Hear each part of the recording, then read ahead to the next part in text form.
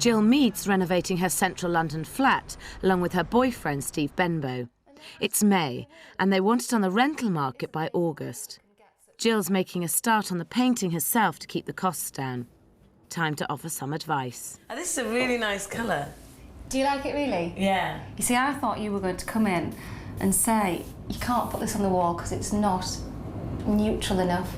But it's very neutral. I think it's really nice. One of the things when you're painting a wall, it's a good idea, you always want to cut in the edge first, go round and cut in the edges. Yeah. And then when you're painting, you always want to go in two different directions. Do you see here, you've got drag lines? Yeah, yeah. If you paint in another direction and another direction, you lose the drag lines. Yeah, I'm with you. But do you see what I mean? Do you see the lines in the paint? Yeah, I do. For sure, if we did the next one, we would definitely, every bit of your advice we would agree to. Are all your properties, are they all completely sort of the same colour right throughout? The rental properties are, yes. Another way Jill's trying to keep costs down is to sand and varnish the floors herself with the help of local builder Ray Goodridge. She desperately needs to save money because the wall demolition and furniture storage weren't in their original budget. Wooden floorboards are a great attraction when you're coming to rent or sell. But if you have a lease, check you're allowed to have them exposed because of the possible noise problem to the people below. Also, don't forget your target market. A family in suburbia may well prefer carpets. Yeah. Slot this into the groove, like so. Okay. Here we go, so it's all set up, ready to go. This sanding machine costs £47 per day to hire and comes with £60 worth of sandpaper that you pay for as you use. If you don't prepare properly. 3 quick tips for sanding floorboards. First, get rid of all exposed nails using a hammer and punch. Second, sand diagonally. This means there's less chance of ripping the sandpaper.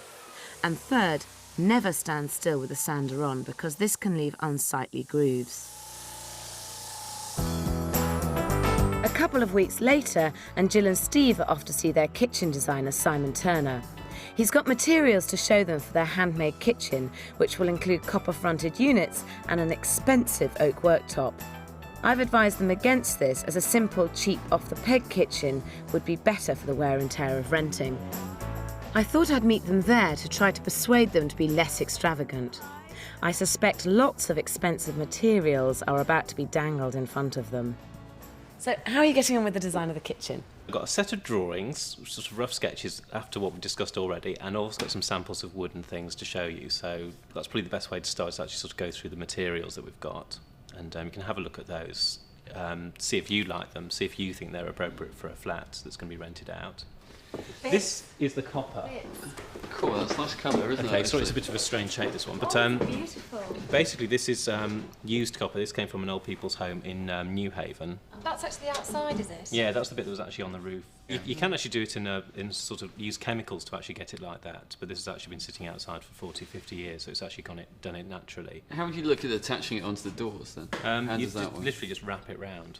So it's almost like wrapping a present. So you have a piece of MDF or a piece of plywood and actually just wrap the whole thing round. And I'm just thinking, if a tenant's there, and they won't look after it, so if a tenant's in the flat, if it's able to be dented, they'll dent it.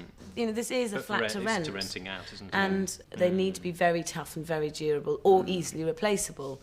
And I'm a bit concerned this isn't going to be either. But if it's actually mounted onto a piece of board, then if it's actually glued on, it'll be completely flat anyway. There's nothing more they can do to it.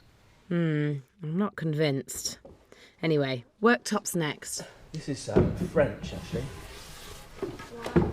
And that's, so we were talking before about having the bark on it, but I do think that's quite a bad idea, actually, sort of thinking about it. Crumbs. We were talking about crumbs and dirt, This is an incredibly expensive lump of wood.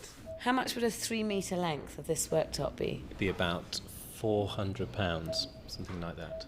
Are your tenants truly going to appreciate the hundreds of pounds you're going to spend on a piece of worktop? We're not necessarily completely worried about money at the end of the day. It's a piece of reclaimed wood, and if it's what we believe in and what we will think will make a feature out of the kitchen, then I think it's something that we'd like to run with.